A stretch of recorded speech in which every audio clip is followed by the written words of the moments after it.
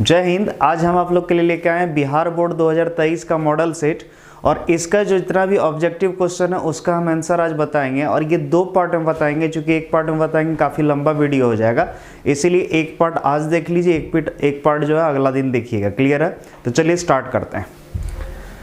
तो देखिए आईएएससी के लिए 2023 का ये मॉडल सेट है, ध्यान से देखिए, इंटरमीडिएट एग्जामिनेशन 2023 एनुअल का। तो चलिए स्टार्ट करते हैं। तो हम लोग स्टार्ट करते हैं ऑब्जेक्टिव क्वेश्चन। तो आज जो हम बताएंगे आपको याद रखिएगा, पार्ट 1 है। पार्ट 1 में हम लेकर के 1 से लेकर के आपको कितना बताएंगे, 35 तक, ठीक है। उसके फिर पार्ट 2 में 35 से लेकर 70 तक। चलिए स्टार्ट करते हैं। तो पहला क्वेश्चन क्या बोल रहा है, ध्यान से देखना है, ठीक है। पहला क्वेश्चन बोल रहा है इलेक्ट्रॉन का विशिष्ट आवेश होता है। इलेक्ट्रॉन का विशिष्ट आवेश, अगर याद हो बाबू, अगर इलेक्ट्रॉन का विशिष्ट आवेश निकालना है तो हम सिखाए थे आपको, विशिष्ट आवेश को सूचित करते हैं सिग्मा से। किससे? सिग्मा से। और सिग्मा बराबर होता है Q by m. Q by m. तो Q मतलब आवेश। आवेश किसका लेना है? इलेक्ट्रॉन का। 1.6 इंटू 10⁻⁻19 कूलम बाय द्रव्यमान होता है 9.1 इंटू 10⁻31 kg। अगर सॉल्व करोगे तो ध्यान से देखिएगा, अच्छे सॉल्व कीजिएगा। इसका आएगा 1.8 into 10⁻11 coulomb per KG. Clear है? ये आएगा इसका आंसर। देखिए ऑप्शन है, तो ध्यान से देखिए, सी नंबर। क्लियर है? इसका सी नंबर गया। नेक्स्ट क्वेश्चन नंबर अगर 2 को देखा जाए, क्वेश्चन नंबर 2 क्या बोल रहा है, ध्यान से देखिए। बोल रहा है विद्युत क्षेत्र में किसी द्विध्रुव को घुमाने पर किया गया कार्य। याद रखिए, विद्युत क्षेत्र में किसी द्विध्रुव को घुमाने में किया गया कार्य। तो बोलो W बराबर कितना होगा, ME1 minus cos theta. ME1 minus cos theta. वैसे ध्यान से देखिए, यहाँ पर जो है ना, यहाँ पर क्या होना चाहिए, M नहीं होना चाहिए, P होना चाहिए। क्लियर है? लेकिन क्या कीजिएगा, ऑप्शन में हर जगह M ही दिया है। विद्युत द्विध्रुव आघूर्ण को भी M से सूचित कर दिया, तो कोई दिक्कत नहीं, यही ठीक होगा। क्लियर है? वैसे होना चाहिए PE1 minus cos theta. Clear है? नेक्स्ट, इस तरह बहुत सारा क्वेश्चन में गलती है, लेकिन क्या कीजिएगा, जैसा ही दिया है उसी में हमको चुनना है आंसर। तो बोल रहे हैं किसी माध्यम का आपेक्षिक परावैद्युतता होता है, ठीक है। ये हम पढ़ाए थे, ये क्वेश्चन बैंक से उठाया गया है। तो किसी माध्यम का आपेक्षिक परावैद्युतता, तो इसका हम बताए थे कितना, epsilon by epsilon not. Clear है? सी नंबर इसका आंसर जाएगा। नेक्स्ट ध्यान से देखिए, 4 नंबर बोल रहा है संधारित्रों के समांतर संयोजन में जो राशि प्रत्येक संधारित्र के लिए समान रहती है वह है। याद रखना, अगर संधारित्र को समांतर क्रम में संयोजित करेंगे तो सबका विभवांतर सेम रहेगा। सभी का विभवांतर क्या रहेगा, सेम। तो इसका आंसर गया सी। कितना नंबर? सी। नेक्स्ट क्वेश्चन देखें, 5 नंबर क्या बोल रहा है, ध्यान से देखिए। बोल रहा है एक तार का प्रतिरोध R है। एक तार का प्रतिरोध कितना R है, इसे खींचकर व्यास आधा कर दिया जाए तो इस तार का प्रतिरोध होगा। अब सिंपल सा, अगर हम किसी तार का, जैसे इमेजिन करो, इस तार का अगर लंबाई L है, कितना है, L है, व्यास मान लो D है, कितना है, D। तो अगर व्यास आधा करना है तो इसके लिए हमको लंबाई जो है दोगुना करना होगा। लंबाई अगर दोगुना करेंगे तो इसका व्यास हो जाएगा D/2। सिंपल सा, यहाँ अगर व्यास आधा किया गया, इसका लंबाई दोगुना किया। और हम सिखाए थे प्रतिरोध जो है, याद करो, R' इक्वल टू गुना लंबाई गुना 2 का स्क्वायर, इसका आंसर होगी 4R है ऑप्शन। देखिए बी नंबर में 4R। क्लियर है? नेक्स्ट क्वेश्चन नंबर 6 देखा जाए। 6 नंबर क्वेश्चन क्या बोल रहा है, ध्यान से देखिए। बोल रहा वायु में रखे गोलीय चालक की धारिता समानुपाती होती है गोले के। ध्यान सुनना, किसी गोलीय संधारित्र की धारिता होता है 4πε0 इंटू R। तो ये पूरा कांस्टेंट है। C समानुपाती किसके, R, यानी धारिता समानुपाती होगा किसके, त्रिज्या के। देखिए बी नंबर ऑप्शन है त्रिज्या। क्लियर है? नेक्स्ट क्वेश्चन नंबर 7 क्या बोल रहा है, ध्यान से देखिए। बोल रहा है यदि समरूप विद्युत क्षेत्र x अक्ष की दिशा में है तो समविभव पृष्ठ होगा। क्लियर है? याद कीजिए, विद्युत क्षेत्र और समविभव पृष्ठ हमेशा एक दूसरे के लंबवत होगा। तो अगर x अक्ष में है तो इसका समविभव पृष्ठ इसके लंबवत होगा, और इसका लंबवत यानी YZ। कौन? YZ। तो इसका आंसर गया सी नंबर, YZ तल में। क्लियर है? नेक्स्ट क्वेश्चन नंबर 8 क्या बोल रहा है, ध्यान से देखिए। बोल रहा है विद्युतशीलता का मात्रक होता है, विद्युतशीलता इन एप्सिलॉन नॉट, उसका मात्रक होता है कूलम स्क्वायर प्रति न्यूटन प्रति मीटर स्क्वायर से। याद होगा, ए नंबर इसका आंसर गया। Next question number 9। Question number 9 बोल रहा है मीटर सेतु की तार बनी होती है। याद करो, हम सिखाए थे मीटर सेतु का तार जो होता है मैग्नीन या कॉन्स्टेंटन का बना होता है। तो इसका आंसर जाएगा मैग्नीन। क्या? मैग्नीन। Next question number 10, question number 10 क्या है, बोल रहा है चुंबकीय प्रेरण B तथा चुंबकन की तीव्रता यानी M के बीच संबंध है। ठीक है, तो याद करो हम जो सिखाए थे वो आपको सिखाए थे B equal to mu naught, याद करो H प्लस आई। क्यों? क्योंकि हम चुंबकन का तीव्रता M नहीं लिए थे, हम क्या लिए थे I, लेकिन यहाँ पर लिया है M लिया है, सिंपल सा यहाँ, और ये वेक्टर फॉर्म है तो इस तरह रहना चाहिए, H प्लस M हो जाएगा। देखिए ऑप्शन है, देखिए D नंबर, क्लियर है, कितना नंबर, D नंबर, क्लियर है। नेक्स्ट ध्यान से देखिए क्वेश्चन नंबर 11, बोल रहा है दो समांतर दर्पण के बीच रखी गई वस्तु की प्रतिबिंब की संख्या होगी। यानी सोचो दो समतल दर्पण दोनों समांतर रखा है और उसके बीच में कोई वस्तु रख दिया, तो सिंपल सा अगर समतल दर्पण के बीच दो समांतर रखेंगे तो उसके बीच अगर कोई भी वस्तु रखेंगे तो उसका प्रतिबिंब अनंत, कितना बनेगा, अनंत। ठीक है ऑप्शन देखिए डी नंबर ऑप्शन जाएगा, इन्फिनिटी यानी अनंत, क्लियर है। नेक्स्ट क्या बोल रहा है, किसी गोलीय दर्पण का पार्श्व आवर्धन m हो तो अनुदैर्ध्य आवर्धन होगा। ठीक है, तो याद रखिएगा अनुदैर्ध्य आवर्धन जो होता है, ठीक है, वो पार्श्व आवर्धन का स्क्वायर यानी वर्ग हो जाता है, तो इसका आंसर जाएगा कितना, m स्क्वायर, कितना m स्क्वायर। ठीक है, नेक्स्ट 13 नंबर क्या बोल रहा है, बोल रहा है अगर किसी प्रकाश का किसी दो माध्यमों में तरंगदैर्ध्य λ1 तथा λ2 हो तो स्नेल का नियम होगा। क्लियर है, याद कर हम सिखाए थे स्नेल का नियम, sine i by sine r equal to μ2 by μ1। Clear है, μ2 बाय μ1, और हम जानते हैं म्यू व्युत्क्रमानुपाती होता है लैम्डा की। क्लियर है, तरंगदैर्ध्य के, इसको लिख सकते हैं sine i by sine r equal to, ये व्युत्क्रमानुपाती यानी उल्टा, तो क्या लिखेंगे, μ2 की जगह हो जाएगा λ1 और μ1 की जगह हो जाएगा λ2, तो आंसर जाएगा sine i by sine r equal to λ1 by λ2 है ऑप्शन। देखिए B number, sine i by sine r equal to λ1 by λ2, clear है, बी नंबर।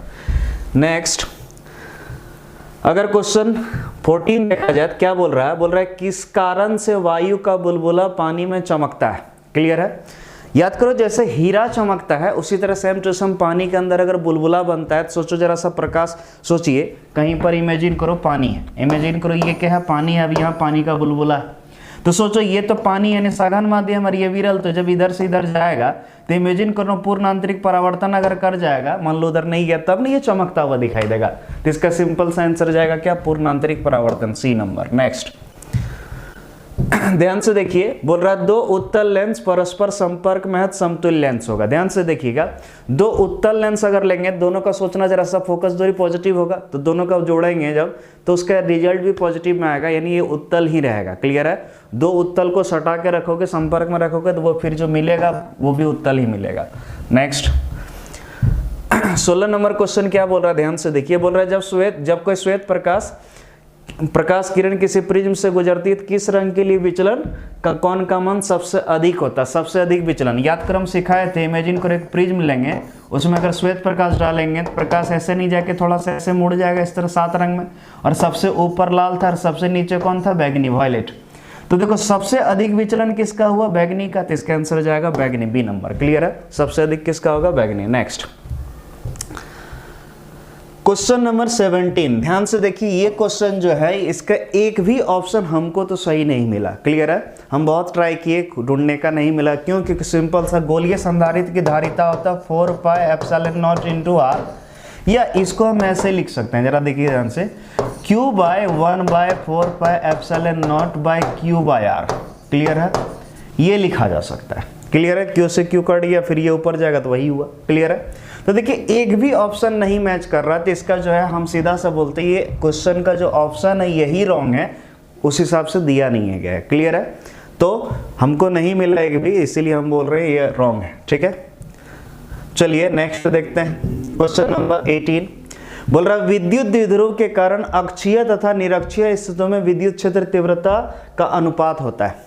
याद करो हम सिखाए थे E एक्सियल बराबर 2 इंटू ई इक्वेटोरियल, याद है, अक्षीय बराबर 2 गुने विषुवतीय, तो इसको अगर इधर ले जाएं E axial by E equatorial equal to कितना हो जाएगा 2, E axial by equatorial equal to कितना 2, और कुछ नहीं 1, इसका 2 अनुपात कितना हो गया 1, 2:1 आंसर आया, यानी अक्षीय और निरक्षीय का जो अनुपात होगा विद्युत क्षेत्र तीव्रता का वो होगा 2:1।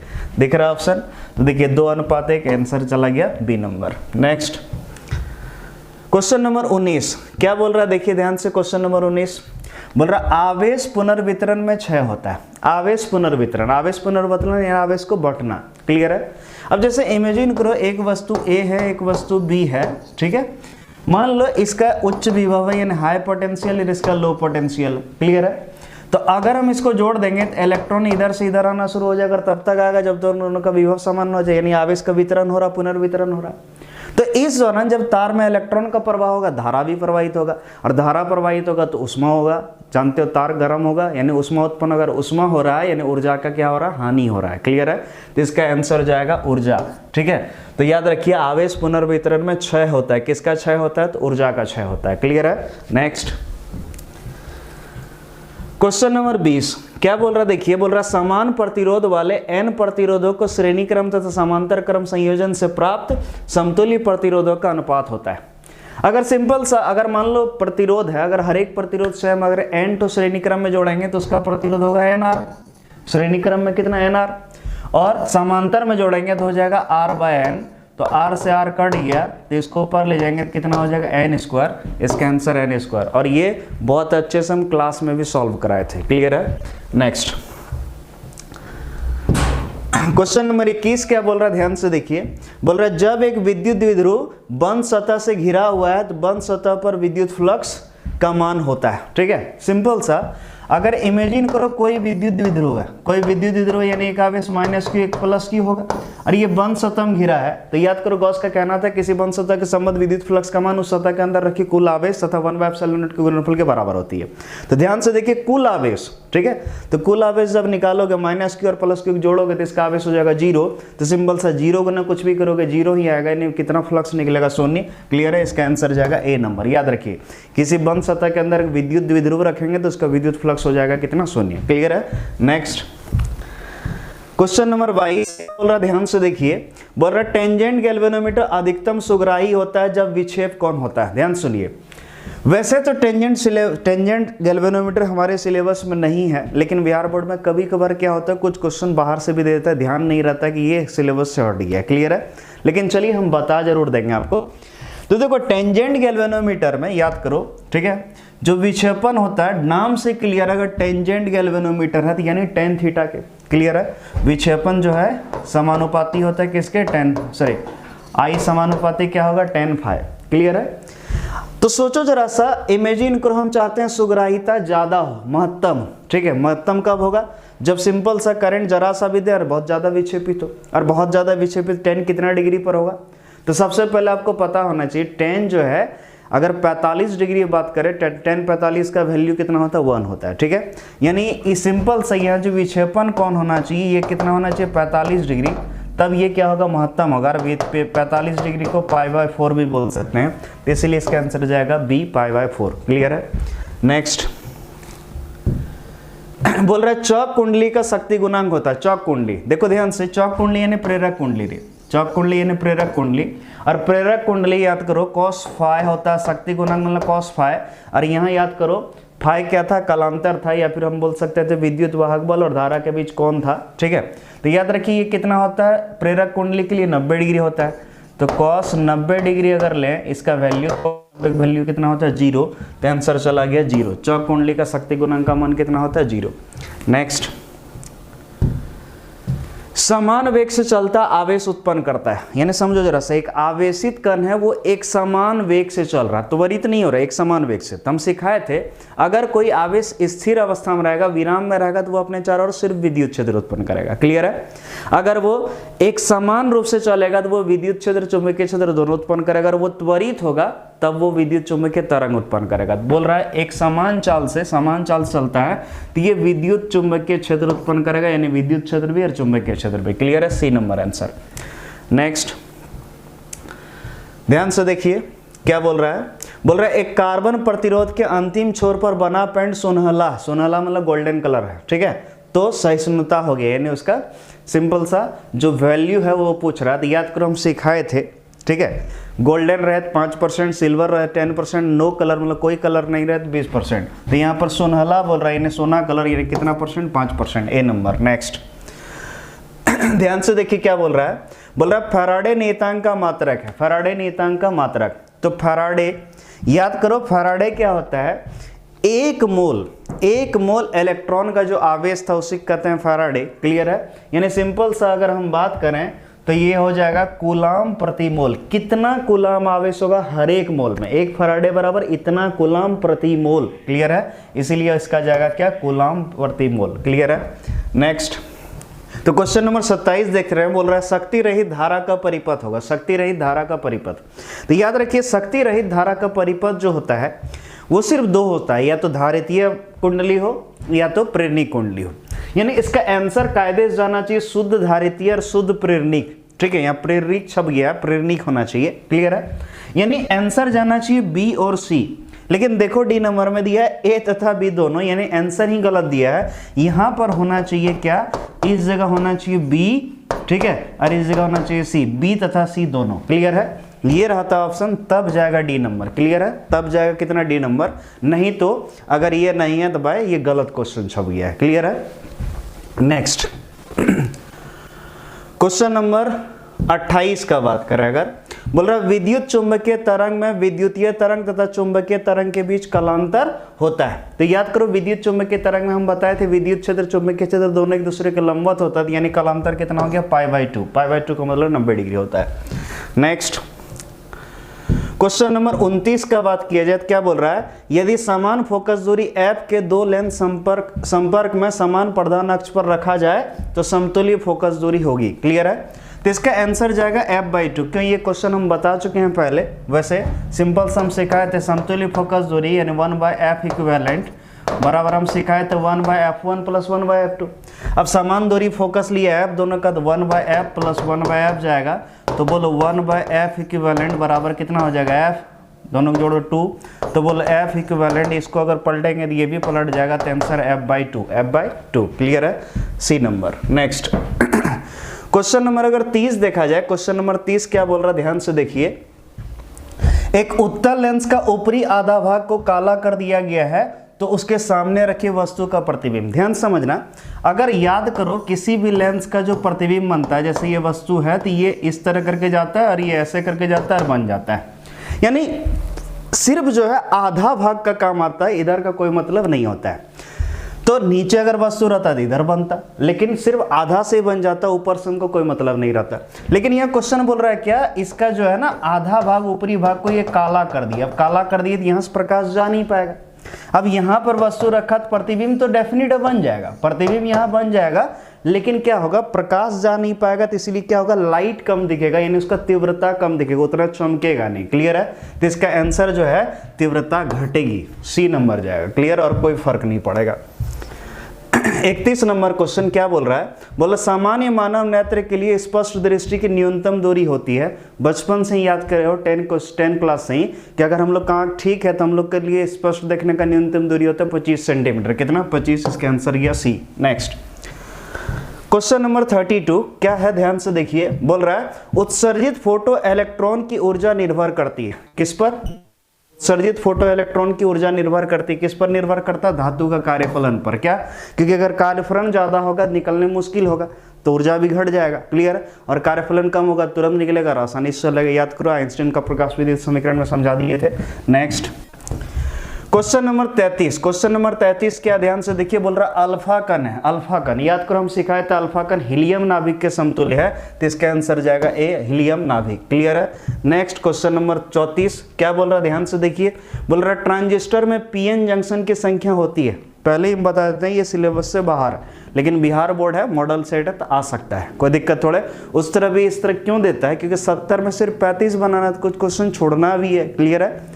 तो लेकिन फिर भी हम बता देंगे। देखो ट्रांजिस्टर में ना याद रखिएगा उसमें जो है 3 सिरा होता है, जैसे मान लो एक तो एन तो दूसरा पी, दूसरा फिर तीसरा एन, या फिर पी एन और फिर पी।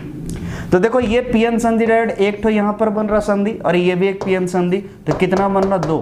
कितना? 2। तो याद रखिएगा कितना संधि की संख्या होगा, जंक्शन का संख्या कितना होगा? 2। क्लियर है? नेक्स्ट क्वेश्चन नंबर 35 फिर बोल दे रहे हैं, ये जो है ये सिलेबस से बाहर है, ठीक है। बोल रहा है ट्रांजिस्टर के लिए धारा गुणक अल्फा तथा बीटा के बीच संबंध है, ठीक। सिलेबस में नहीं है लेकिन फिर भी अगर आ जाए तो याद रखिएगा, इसका आंसर जाएगा ए नंबर, अल्फा इक्वल टू होता है beta by beta plus 1। Clear है। नेक्स्ट तो नहीं, आज इतना ही। तो आज के दिन हम सिर्फ 35 आपके लिए ऑब्जेक्टिव क्वेश्चन दिए हैं। क्लियर है। और अगला दिन आप लोग के लिए फिर 35 से 70 लेकर के आएंगे। तो उम्मीद करते हैं जो भी बताने जरूर समझ में आया होगा। तो इसको ध्यान से एक बार जरूर देख ही लीजिएगा और चैनल को सब्सक्राइब कर लीजिएगा जो नहीं किए हैं, ताकि जो अगला दिन इसका नोटिफिकेशन मिल जाए, इसका सॉल्यूशन पता चल जाए। ये एग्जाम के लिए काफ़ी इंपॉर्टेंट है, ध्यान से देखिएगा।